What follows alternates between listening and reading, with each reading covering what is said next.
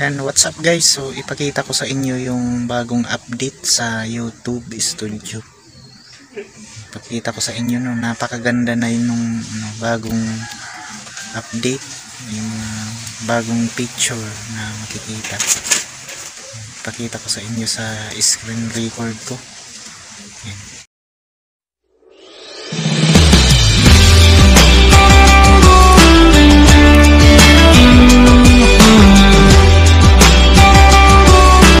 What's up guys, kumusta kayong lahat?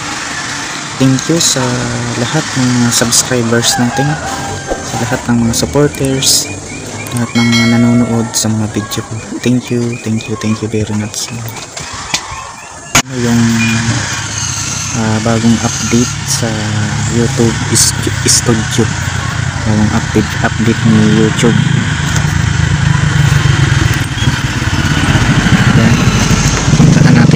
YouTube studio natin.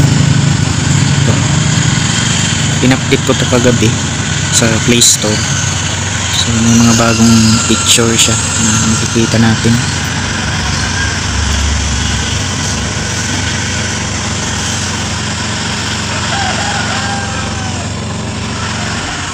Yan guys, so bali naging black ano na siya, naging dark screen. Dati white lang diba, at saka maliit lang.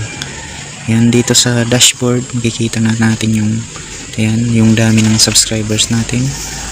Tapos ayan yung views in last, at saka watch time in last 28 days.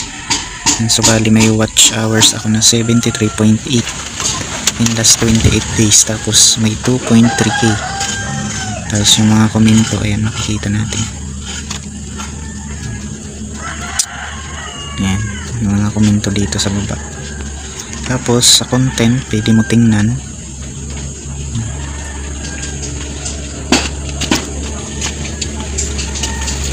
Ayan o.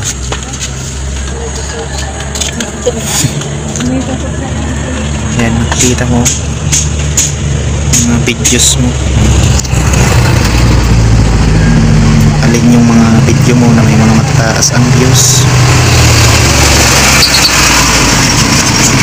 Tapos dito sa analytics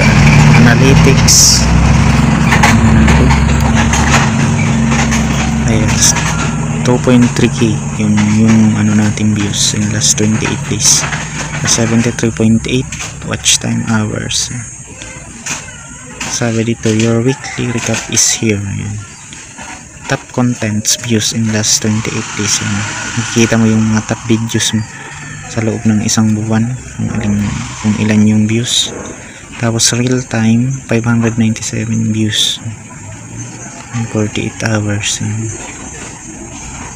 Tapos dito sa comments, nakikita mo, basa mo yung mga comments dito.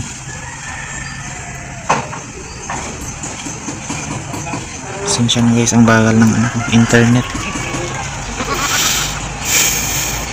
Tapos kung mapapansin nyo guys, ayan, may dinagdag si YouTube Studio, yung earn, yung dollar sign, kasi dati wala yan. May bagong update si YouTube Studio no, kasi dati wala pa yung dollar sign na earn. So dito makikita na natin sa bagong update na makikita na natin dito yung natin, earn natin no. Halimbawa kung ilan na lang yung aabutin natin, ayan, makikita nyo na naabot ko na yung subscribers no, na 1,000. So sumobra na ako dun sa reach subscribers no, nasa 1,231 subscribers na ako. Tapos sa watch hours, ayan, so dapat 4,000 watch hours yung maabot ko bago ma-monetize yung channel ko para magsahod na tayo no. Kaso nasa 2 years na ako yung account ko na to. Kaya sabi dito, last 365 days may 917 public watch hours pa lang. So napakakunti pa lang para maabot yung 4,000 watch hours. Tapos yung short video ko naman, dapat 10 million views yung maabot para ma-monetize din yan. So 446 pa lang public short views yung naabot ko in last 90 days. Kaya hindi pa naman ako matagal gumawa ng short video.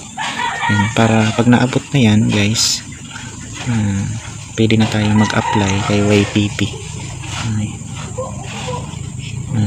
YouTube partnership program, no? YPP. So basta ano lang, sige lang, upload lang para maabot mo yan. Sabi dyan, hello Rants Bitiktal, become a partner. May mga ano din sila, pwede mo salihan, watch feeds ads, short feed ads, membership, supers, tapos shopping.